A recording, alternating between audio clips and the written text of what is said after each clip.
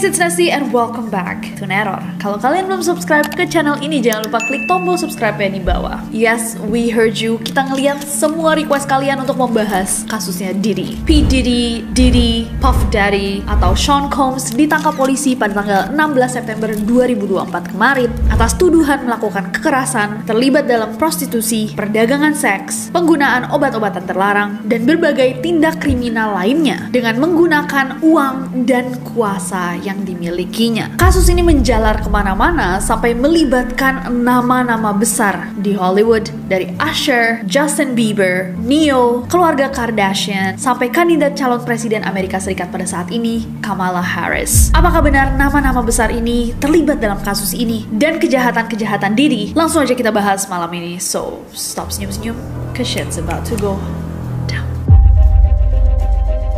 Sean Combs, yang nama tenarnya atau nama artisnya tuh banyak banget guys, dari P. Diddy, Puff Daddy, Puff Diddy, Diddy, PD, atau Love, adalah seorang rapper asal Amerika Serikat yang lahir di New York 4 November tahun 1969. Jadi sekarang dia umur 54 tahun. Selain menjadi seorang rapper, Diddy ini juga membuat namanya dengan menjadi seorang produser musik. Jadi di tahun 1993, Diddy membentuk sebuah label musik yang bernama Bad Boy Records, dan di bawah label tersebut dia menghasilkan banyak banget nih lagu-lagu hits di hip hop yang membuat dia tuh menjadi cultural magnet atau orang yang berpengaruh dalam budaya hip hop. Dan lagu-lagunya Diddy banyak banget guys yang terkenal. Pasti beberapa kalian juga pernah denger. Bahkan salah satu lagunya, I'll Be Missing You, itu pernah menduduki puncak Billboard 100 selama 11 minggu. Every step I take, every move I make. Kalian pasti tahu kan? Diddy juga pernah memenangkan 3 Grammy Awards. Dan selama dia berkarir, dia tuh udah berkolaborasi sama nama-nama terbesar guys di industri musik. Dari Mariah Carey, New Edition, Method Man, Babyface, TLC, Usher, dan masih banyak lagi. Selain berkarir di dunia musik, dia juga punya beberapa bisnis guys, dari brand baju, dia punya produk alkohol, tequila, dan dia juga aktif muncul di acara-acara televisi dari reality show, MTV, dan lain-lain. Jadi sepanjang karirnya Diddy ini bisa dibilang lumayan legend lah, mendominasi pasar musik, televisi, fashion, dan sebagainya. Bahkan di tahun 90-an, kekayaannya itu diperkirakan mencapai puluhan sampai ratusan juta dolar. God damn, one of the top names in the industry. Nah, Diddy ini setiap tahun akan membuat sebuah pesta yang dihadiri sama nama-nama terbesar di industri juga. Dan pesta ini dijalankan sama dia dari tahun 98 sampai tahun 2009. Nama pestanya adalah White Party dan akan diadakan setiap tahunnya di kediamannya di East Hampton. Dan kayak tadi aku bilang guys, tamu-tamu yang datang itu udah orang-orang paling papan atas deh. Paris Hilton, Leonardo DiCaprio, Mariah Carey, Jay-Z, Pamela Anderson, Kim Kardashian, dan keluarganya, Sarah Jessica Parker, Beyonce, Usher, Odell Beckham Jr. Semua deh nama-nama paling besar. Ketika ditanya kenapa setiap tahun dia bikin pesta sebesar itu, Diddy bilang bahwa dia tuh pingin mengasosiasikan kemakmuran dengan hip hop. Nah, kebayang dong, Diddy dengan popularitasnya, dengan kesuksesannya pasti juga menarik hati banyak wanita. Nah, dia diketahui menjalin romance atau menjalin romansa dengan beberapa wanita selama karirnya. Misa Hilton, Kim Porter, Sarah Chapman, Jennifer Lopez, Cassie Ventura, dan Dana Tran. Dan dari hubungannya dengan Misa Hilton, Kim Porter, Sarah Chapman, dan Dana Tran, Diddy memiliki 7 orang anak. Nah, kesuksesannya dan juga investasinya itu terus berkembang guys, sampai di tahun 2022 dikatakan bahwa Diddy itu memiliki $1 billion. $1 billion itu sekitar 15,5 triliun rupiah. Nah, selama puluhan tahun ini dia tetap berkarya, hidup bergelimang harta, memiliki pasangan-pasangan yang dia sayangi. Kelihatannya hidupnya udah lengkap lah ya. Bahkan hubungannya paling lama itu bersama Cassie, jadi dia pacaran on and off gitu 11 tahun lamanya. Cassie ini kalau kalian gak tahu guys, ini adalah girl crush aku pas SMP. Look at her, oh my god, one of the most beautiful women I've ever seen. Cantik banget. Dan kehidupan Diddy yang terlihat sempurna juga mulai berubah karena Cassie. November tahun 2023, Cassandra Cassie Ventura menggugat Diddy di pengadilan federal. Cassie bilang bahwa selama dia pacaran sama Diddy, 11 tahun dia on and off pacaran sama Diddy, dia tuh mendapatkan banyak sekali kekerasan. Diddy melakukan kekerasan fisik padanya dari tahun 2007 sampai 2018.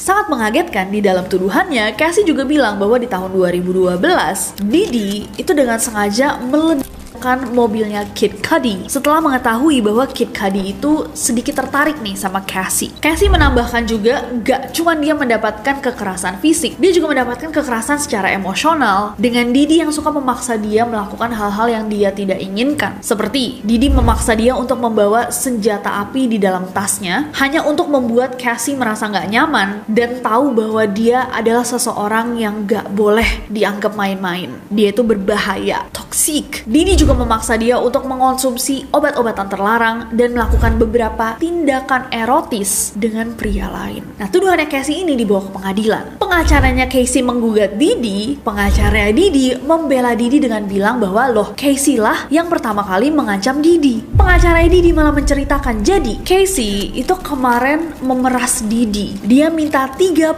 juta untuk membeli hak cipta dari bukunya, sebuah buku yang menceritakan pengalaman dia bersama Didi secara detail dari perspektif dia. Karena Didi tadinya nggak mau bayar $30 juta, Cassie mengancam untuk membawa kasusnya Didi ke pengadilan, melaporkan semua hal yang dia pernah lakukan. Akhirnya Didi membayar $30 juta itu, tapi kenapa tuduhannya tetap dilanjutkan? Nah, pengacara Cassie bilang bahwa loh, bukannya Didi yang malah menawarkan sejumlah uang agar Cassie tidak melanjutkan gugatannya. Intinya ribut banget sampai akhirnya terjadilah transaksi tersebut. Uangnya dibayarkan ke Cassie dan kasus ini berakhir damai. Nah, masalahnya adalah ketika gugatan itu sudah dibuat, guys, dilayangkan, terbuat satu file kan yang merangkum semua gugatannya. Tuduhan tersebut sudah menjadi laporan pengadilan yang bisa diakses juga sama polisi. Akhirnya suatu saat pihak berwajib mengecek nih filenya kasus Cassie dan Didi, dan dari situ ketahuan bahwa tuduhan-tuduhan yang dilayangkan itu sudah masuk dalam tindak kriminal. Bukan cuma masalah dalam relationship, dalam hubungan mereka doang, tapi sudah menyangkut banyaknya pelanggaran hukum. Akhirnya polisi memulai investigasi pada Didi. Nah, di masa investigasi ini juga mulai dicarilah orang-orang yang mungkin berkaitan sama Didi dan juga kasus-kasusnya. Mulai muncul juga orang-orang yang melaporkan tindak kriminal yang pernah Didi lakukan sebelumnya. Dan tindak-tindak kriminal yang dilaporkan itu dated back, bisa ditrace sejauh tahun 1991, 33 tahun yang lalu. Dan tuduhannya benar-benar beragam, dari menahan hak penerbitan artisnya, penggunaan senjata ilegal, obat-obatan terlarang, pengancaman, pelecehan, sampai pengakhiran hidup orang. Bahkan di tahun 1995, Didi sama pengawalnya itu juga pernah terlibat dalam penembakan di sebuah pesta terhadap seseorang yang bernama Jack Robel. Tapi dengan semua tuduhan yang dilayangkan, Didi tuh kekeh bilang bahwa dia tidak terlibat.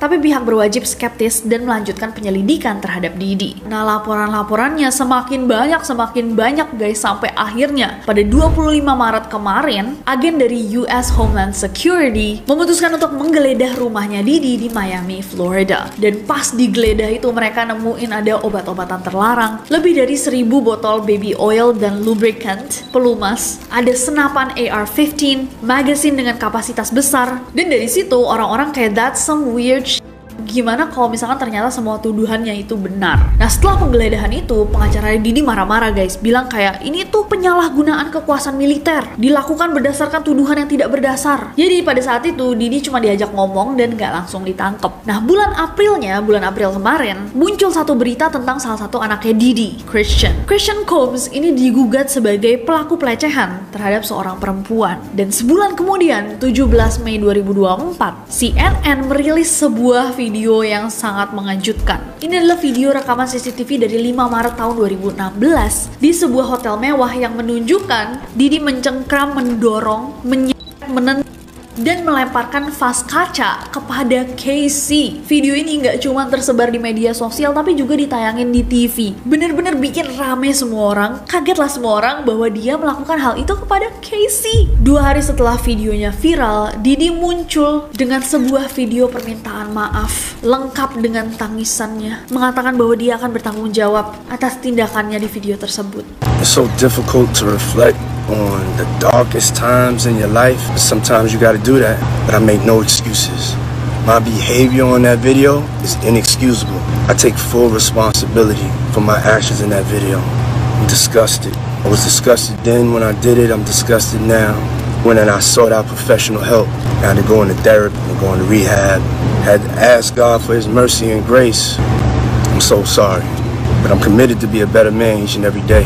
Nah, sebulan kemudian, 11 September 2024 kemarin, salah seorang mantan girl group Danity Kane, girl group yang dulu juga bekerja di bawah Bad Boy Records, anggotanya Richard Don mengajukan gugatan kepada Didi. Dia bilang bahwa selama dia bekerja sama Didi sering melakukan pelecehan dengan menggunakan kekerasan kepadanya. Dia nggak dikasih makan, nggak dibolehin tidur, bahkan royaltinya itu nggak dibayar secara penuh. Setelah laporan itu, muncul laporan-laporan lainnya. Bukti-bukti sudah terkumpul, dan puncaknya di hari Senin tanggal 16 September 2024 kemarin, Didi akhirnya berhasil ditangkap di Hotel Park Hyatt, New York. Dan dakwaannya mengagetkan semua orang. Dia didakwa dengan perdagangan seks, pemerasan, dan keterlibatan juga dalam prostitusi. Tapi 2 hari setelah dia ditangkap, Didi mengakui bahwa dia tuh tidak bersalah. Bahkan pengacaranya menawarkan $50 juta, 760 miliar rupiah sebagai jaminan agar Didi ditahan di rumah saja. Tapi Hakim Federal Robin F. Tarnowski menolak permintaan tersebut dan dia memerintahkan Didi untuk tetap berada di penjara sampai persidangannya dilaksanakan. Jadi sampai saat ini Didi tuh masih ditahan di Brooklyn's Metropolitan Detention Center,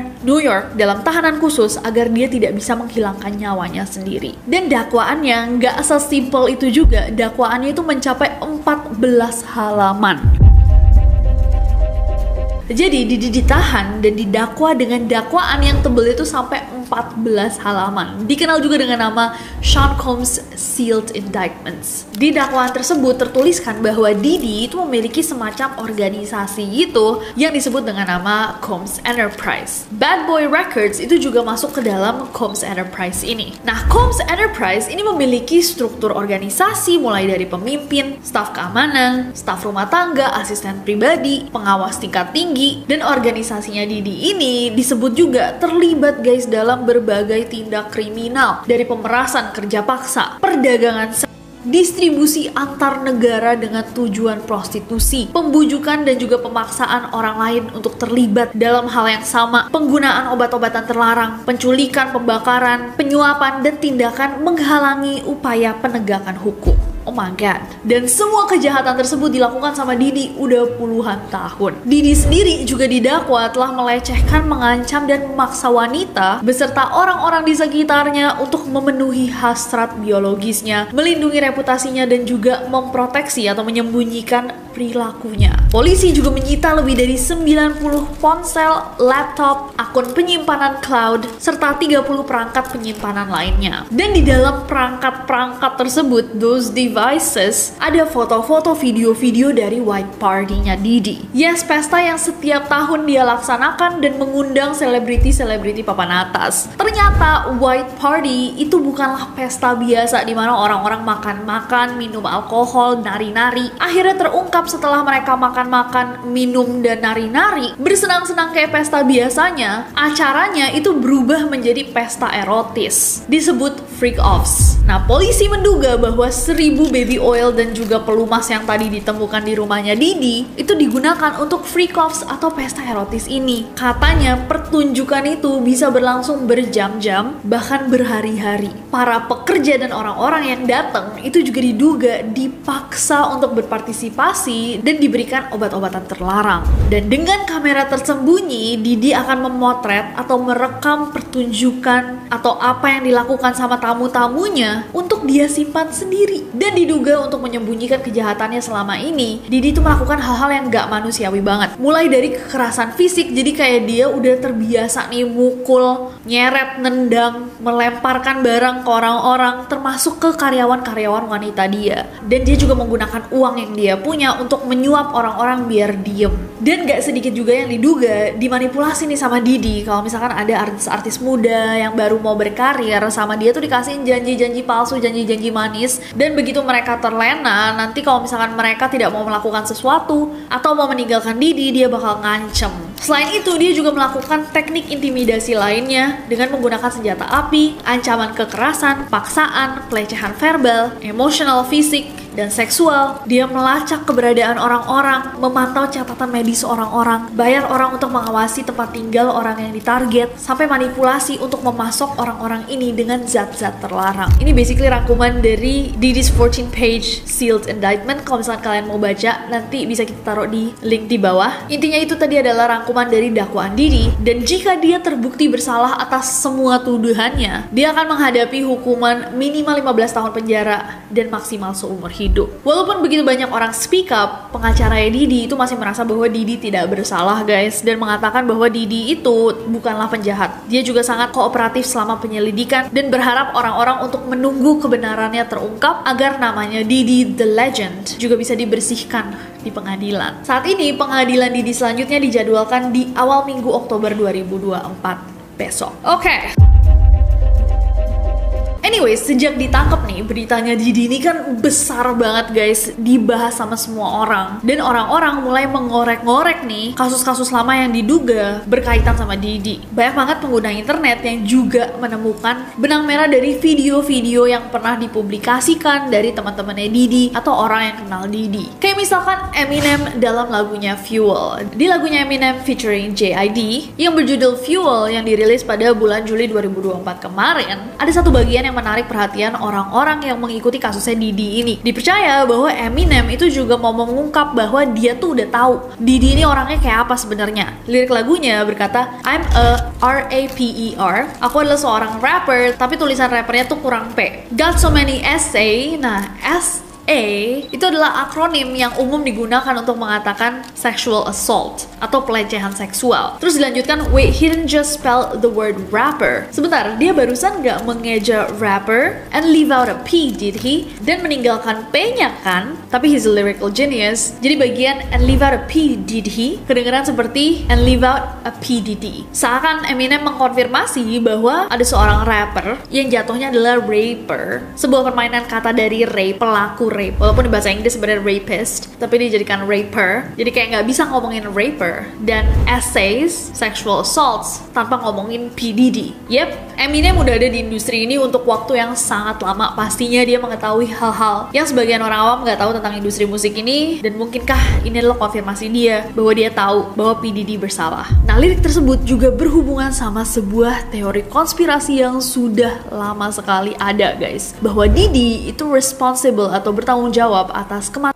dua rapper yang pernah mendominasi dunia hip hop pada zamannya. Jadi lanjutan lirik dari lagunya Eminem yang tadi itu mengatakan R.I.P. rest in peace Biggie and Pac, both of y'all should be living. Rest in peace Biggie dan Pac, mestinya kalian berdua itu masih hidup. But I ain't trying to beef with him. Tapi aku gak akan mau punya masalah sama dia, cause he might put a hit on me like Keef D. Karena dia mungkin akan menarget aku seperti Keef D, targetlah dia. Nah, liriknya Eminem tersebut mendukung sebuah teori konspirasi kayak tadi aku bilang yang udah lama banget ada, guys, bahwa Didi itu responsible atau dalang di balik kematiannya rapper Tupac Shakur sama Christopher Wallace atau Biggie Smalls, The Notorious B.I.G. Jadi 7 September tahun 1996, Tupac itu ditembak 4 kali saat dia berada di dalam mobil.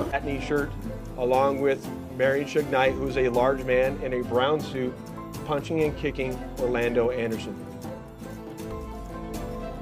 Following this incident, you'll see hotel security intervene, and then they will leave the area of the fight.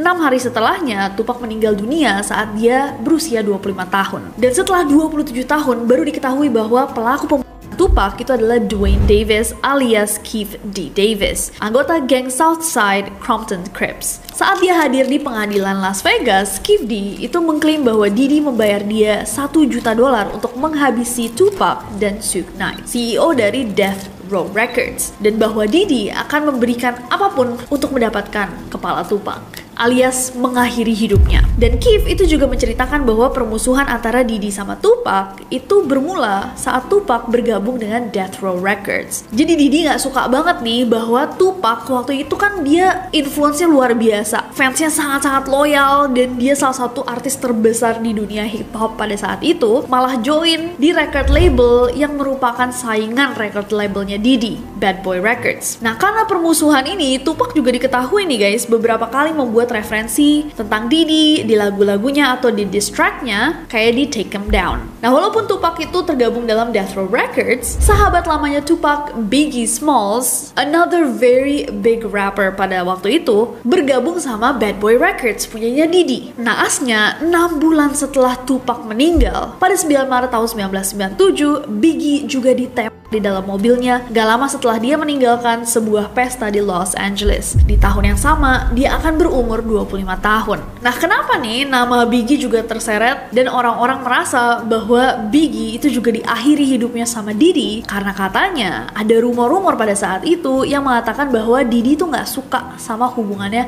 Tupac dan Biggie. Dan walaupun mereka saling ngedis nih, mereka tuh kayak punya respect satu sama lain sebagai big rapper at the time. Padahal dua label rekaman mereka itu bersaing parah pada saat itu. Bad Boy Records punya Biggie dan Death Row Records punya Tupac. Nah, saat Diddy waktu itu by the way dikenalnya bukan nama Puff Daddy atau Diddy, dia masih dikenal sebagai Puffy, mencoba mendekati Tupac. Tupacnya itu menolak, gak mau. Terlebih lagi nih menjelang kematian Tupac, diketahui bahwa Biggie itu juga udah mulai punya rencana-rencana untuk meninggalkan labelnya Diddy, Bad Boy Records. Nah, diketahui sampai hari ini sudah puluhan tahun nih Biggie kehilangan nyawanya, katalog lagu-lagunya itu masih dimiliki sama Bad Boy Records, yang mana berarti Diddy selama ini masih menghasilkan uang nih dari Biggie. Dan dengan rumor pada saat itu Biggie akan meninggalkan Bad Boy Records, asumsi muncul bahwa mungkin dia diakhiri agar dia selamanya menjadi artis Bad Boy Records. Nah, menurut pengakuan Gene Deal, mantan bodyguardnya Diddy, di hari Biggie ditembak, mereka tuh lagi meninggalkan sebuah pesta guys, dan mobil yang dikendarai sama Biggie itu sengaja sudah diberikan sebuah stiker supaya sang eksekutor tahu mobil mana yang ada Biggie-nya. Dan di hari itu kebetulan banget ada dua mobil hitam yang cukup identik. Yang satu dikendarai sama Biggie dan akhirnya menjadi mobil tempat dia dieksekusi, dan yang satu adalah mobil yang dikendarai sama Diddy. Dan orang berspekulasi ada alasan kenapa di hari itu Diddy dikatakan tidak terpisahkan sama Biggie, tapi memutuskan untuk pergi dengan dua mobil yang berbeda. Selain keterlibatannya dalam kematiannya Tupac sama Biggie, Diddy juga dipercaya terlibat dengan beberapa kematian artis-artis besar lainnya. Banyak banget yang lagi membahas lirik dari lagunya J. Cole yang She Knows. She knows, she knows. Jadi ada satu bagian di lagu itu yang mengatakan only bad thing about a star is that they burn up. Rest in peace to Aaliyah, rest in peace to Left Eye, Michael Jackson I'll see ya just as soon as I die. Walaupun sebenarnya kalau misalkan kalian baca liriknya ya, sebagian itu dikatakan bahwa hal terburuk tentang suatu bintang adalah mereka akan terbakar. Lalu dia menyebut Aaliyah, Left Eye, sama Michael Jackson. Tapi orang-orang bertanya-tanya kenapa 3 nama ini yang dipilih dalam lirik tersebut, karena banyak banget nih Hollywood stars yang memang kehilangan nyawanya di umur yang masih muda juga. Dan orang-orang sadar bahwa yang mengaitkan semua kasus di atas nih yang dipilih sama J. Cole adalah bahwa mereka itu mengenal baik dan juga sempat dekat dengan Diddy. Mulai dari kematiannya Aaliyah Dana Houghton, penyanyi dan aktris Amerika yang kehilangan nyawanya di tanggal 25 Agustus tahun 2001 di sebuah kecelakaan pesawat. Nah, Jaguar Wright yang tadi kita bahas juga sempat bilang nih bahwa kematiannya Aaliyah itu bukan kecelakaan, melainkan sudah direncanakan oleh Diddy. Beredar juga fotonya Aaliyah bersama Diddy, Dame Dash, Jennifer Lopez, dan Jay-Z saat mereka mendatangi white party-nya Diddy di tanggal 2 Juli tahun 2000. Walaupun Dame Dash di Instagram Live-nya menanggapi foto tersebut bahwa kayak ini cuma foto waktu kita kumpul-kumpul, abis itu kita pulang kok, nggak ngapa-ngapain. Left Eye dulu tergabung di sebuah grup R&B bernama TLC. Nah, TLC ini pernah diproduksi oleh Diddy di tahun 1997, dan di 25 April tahun 2002 Left Eye kehilangan nyawanya juga dalam sebuah kecelakaan mobil. Michael Jackson itu ya jelas kenal sama Diddy guys. Ada beberapa fotonya bersama Diddy dan juga diklaim bahwa mungkin pernah datang ke pesta-pestanya Diddy. Nah, yang menghubungkan kematiannya Michael Jackson dengan Diddy itu sebenarnya lumayan aneh, terlalu aneh untuk menjadi ketidaksengajaan, walaupun ya mungkin ketidaksengajaan. Tentunya kalian udah tahu teori konspirasi tentang kematian Michael Jackson ya. Kita juga pernah bahas di Neror a long time ago. Nah, salah satu hal yang janggal di hari Michael Jackson kehilangan nyawanya adalah bahwa kamera security-nya itu mati. CCTV di rumahnya pada saat itu tidak bekerja, dan beberapa waktu sebelum dia meninggal, Michael Jackson tuh udah berkali-kali mengatakan bahwa mereka akan menghabisi saya. Nah, diketahui later on bahwa ternyata kepala keamanan yang bekerja untuk Michael Jackson pada waktu itu adalah seorang laki-laki bernama Fahim Muhammad, atau dikenal juga dengan nama Mr. Muhammad. Nah, si Fahim ini pada saat itu bekerja untuk Michael Jackson sampai dia meninggal dunia, lalu dia pindah kerja sebagai kepala keamanan dari Combs Enterprise, perusahaannya Diddy. Banyak orang yang percaya teori bahwa Fahim Muhammad itu sudah kompromis sebelum Michael Jackson meninggal. Dia udah dikontak sama orang-orangnya Diddy untuk mengeksekusi Michael Jackson sebelum akhirnya dia pindah kerjaan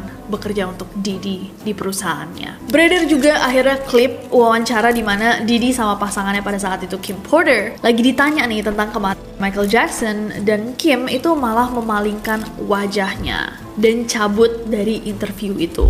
Aneh nggak? Dan selama bekerja sebagai kepala keamanan di Combs Enterprise, Fahim itu juga pernah dituduh terlibat dalam beberapa kasus kriminal. Dan Fahim ini satu-satunya orang yang ada bersama Michael saat Michael meninggal dunia. Motifnya apa? Tentunya nggak ada yang tahu karena memang belum ada official statement atau pernyataan resmi bahwa dia terlibat dalam akhir hidupnya Michael Jackson. Tapi diduga mungkin Diddy melihat Michael sebagai sebuah threat atau ancaman karena dia tahu terlalu banyak. Dan dia juga salah satu legend di dunia musik yang bisa mengakui apa saja tanpa terprediksi kapan.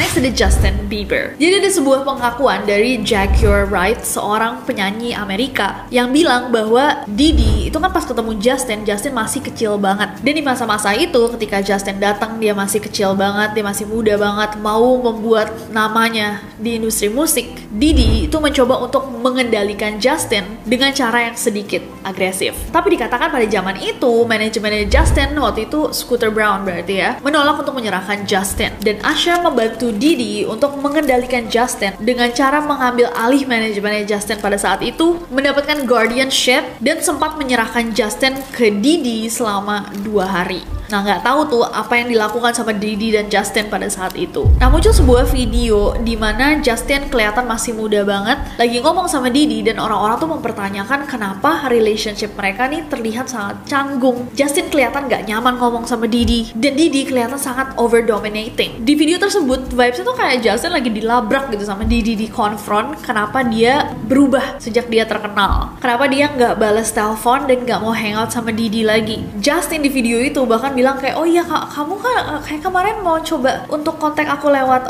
orang-orang aku ya, tapi aku nggak punya nomor kamu. Terus dia mau memberikan nomornya right there and then pada saat itu juga. Jadi konteksnya Justin pada saat itu umur 17 tahun, dan Diddy mengatakan kenapa lo nggak mau hangout lagi sama aku. Berarti Diddy hangout sama Justin ketika Justin di bawah umur 17, dimana Diddy udah kayak umur 37-38 tahun, I think around that age. Muncul lagi sebuah video yang menunjukkan Justin di salah satu pestanya Diddy. Nah, walaupun video ini nggak terlihat jelas, orang-orang menduga bahwa Justin itu ada under the influence. Dia lagi menggunakan obat-obatan terlarang, dan banyak yang menduga bahwa dia habis melakukan sesuatu dengan Odell Beckham Jr. Kayak kita nggak bisa nunjukin video itu, ini screenshotnya kalau misalkan kalian mau cari.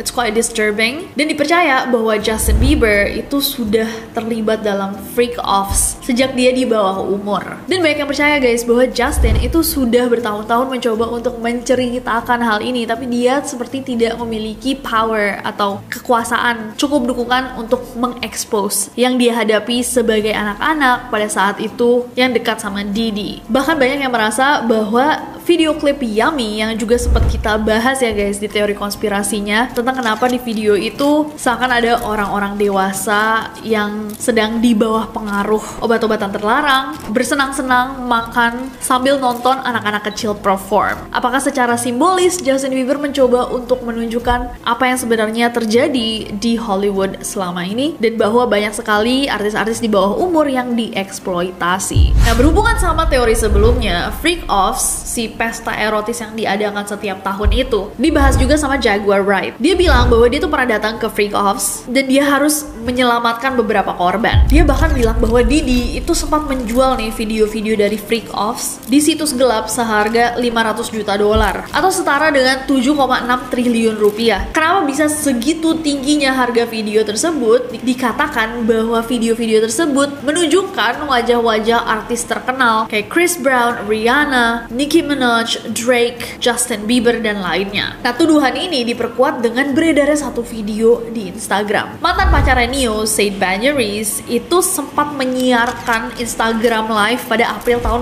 2024 dan Said itu ngomong sama Nio pada Instagram Live itu bilang ke Nio, coba diceritain tentang Freak Offs. Apa itu Freak Offs? Tell him about the freak off, Diddy Jr. Diddy Jr., tell him about the freak off. Tell them about the freak off. Tell them the truth. Tell these people the truth. Oh, shut the fuck up. You don't give a fuck about none of these kids. Do y'all see a fucking picture in this house of a fucking kid? He don't care about these kids. All he care about is doing drugs, drinking alcohol, fucking these hoes. That's what you care about. So let's go. I'm a Diddy bop the fuck up out of here. You and your freak off. You can get back to your freak off in a minute. You'll be next. You'll be next. You'll be next. You'll be next. Your stories will be coming out next. He gonna say my daughter crying. Ditambah lagi sebuah klip dari acara Keeping Up with the Kardashians dari tahun 2014 itu muncul lagi saat Khloe Kardashian mengaku bahwa dia pernah datang nih ke sebuah pesta di Las Vegas bersama Quincy, Diddy, Justin Bieber, dan French Montana. Nah, Khloe bilang di klip tersebut bahwa pesta itu isinya adalah orang-orang yang setengahnya basically telanjang. Who was with you this weekend? A bunch of my friends. Diddy, Quincy, Justin Bieber, so far French so good. Montana. Do you even know half the people you're naming? No. He didn't go to bed. I haven't been to bed yet. You haven't? I want to be Khloe when I grow up, Court. I got on a plane at 5:30 a.m. Go this party. I think half the people there were butt naked. You would have loved it. Oke guys, yang terakhir buat video kali ini gila banget. Ada sebuah klaim dari seorang pria bernama Chris Todd. Chris Todd ini adalah seorang produser dari sebuah perusahaan penerbit buku yang mengatakan bahwa Kim Porter, salah satu pasangannya Diddy yang udah meninggal dari tahun 2018 dan juga merupakan salah satu ibu dari beberapa anaknya Diddy, sebelum meninggal itu menulis buku diary sepanjang 60 halaman. Nah, buku tersebut disimpan di sebuah flash disk yang kemudian dikasih nih ke temennya sebelum dia meninggal. Nah, by the way, Kim Porter ini meninggal di usia 47 tahun karena pneumonia. Nah, setelah kasusnya Diddy ini ramai banget kemarin, orang-orang tuh mulai bertanya-tanya, apakah sebenarnya masuk akal nih untuk seseorang yang usianya baru 47 tahun meninggal karena pneumonia? Apalagi orang ini tuh nggak tinggal di jalanan, nih pasangannya salah satu orang paling kaya, hidupnya mewah, tapi janggal alasan meninggalnya. Nah, banyak yang percaya bahwa Diddy had something to do with it. Basically, diary yang 60 halaman tadi diterbitkan menjadi sebuah buku yang berjudulkan Kim's Lost Words: A Journey for Justice from the Other Side yang ditulis sama Jamal T. Millwood. Buku ini jadi bestseller di Amazon. Nah, si Chris Todd bilang bahwa buku tersebut menceritakan tentang tindak kriminal yang selama ini dilakukan Diddy saat dia masih berpasangan nih sama Kim Porter. Bahkan di dalamnya itu diceritakan segala hal, sampai diceritakan bahwa pesta-pestanya Diddy itu bukan cuman pesta dewasa erotis, tapi juga eksploitasi dari anak-anak cowok di bawah umur. Bahkan dikatakan di buku tersebut bahwa salah satu victimnya, salah satu korbannya adalah seorang remaja berusia 18 tahun yang sekarang sudah menjadi artis papan atas, household name. Di buku tersebut juga diceritakan bahwa Kim tuh sebelum meninggal sempat menemukan ada video-video rekaman Diddy melakukan pelecehan terhadap anak-anak laki di bawah umur yang dia asuh dan juga penganiayaan fisik kepada Kim. Tapi walaupun Chris Todd itu dengan yakin bilang bahwa ini ceritanya Kim Porter, sang penulis si Jamal bilang bahwa dia nggak yakin juga apakah dia menuliskan ulang cerita aslinya Kim Porter atau bukan. Dia nggak bisa memastikan bahwa cerita itu beneran atau tidak. Tapi internet saat ini terbagi karena emang nggak ada buktinya, jadi banyak banget orang yang meragukan keaslian dari diary-nya Kim Porter tersebut dan orang-orang yang percaya keaslian ceritanya plus bahwa Diddy mengetahui tentang buku tersebut lalu mengakhiri hidupnya Kim Porter karena ada kesaksian yang mengatakan bahwa alasan kematian Kim Porter itu dipalsukan dan bahwa Diddy itu sudah merencanakan penghilangan nyawanya Kim Porter karena saat dia meninggal dia itu dibawa pakai peti mati emas yang kalau Kalau misalkan kalian mau beli, itu harus di custom made, PO selama 2 bulan, dan sebulan sebelum Kim Porter meninggal, dia tuh udah beli peti itu. Intinya nih guys, sekarang lagi rame banget, semua orang mencoba untuk menghubungkan semua orang lainnya kepada P. Diddy, Puff Daddy.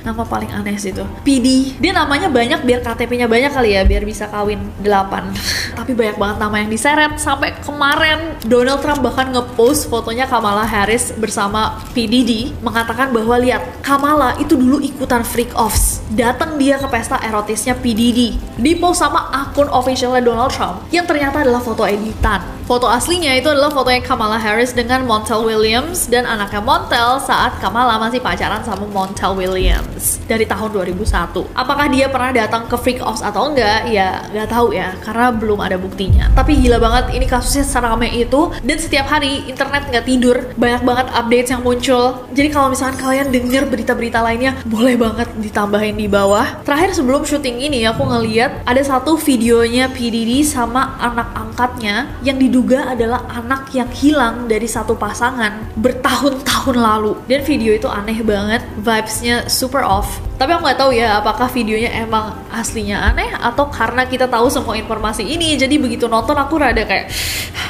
udah nggak percaya nih sama P. Diddy, Puff Daddy, P. Diddy, Love ini.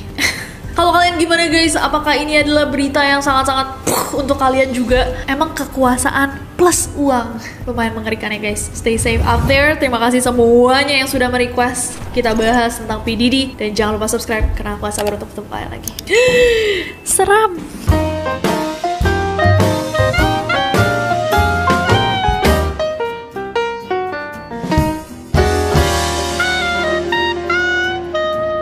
Hey guys, it's Nessie. Kok jadi aneh ya omnya? Oh, curses. Stop senyum-senyum. Every step I take. It's such a good song. Like, kenapa sih dia nggak lurus-lurus aja hidupnya? Daripada dia bikin pesta tiap tahun, telanjang-telanjang, ini liburan. Dia mau bilang salah. Di video tersebut, Diddy tuh kayak confront justice lagi, Justin. Nah, dikuak-kuak lagi, dikuak-kuak. Berisik sekali ya, teman-teman.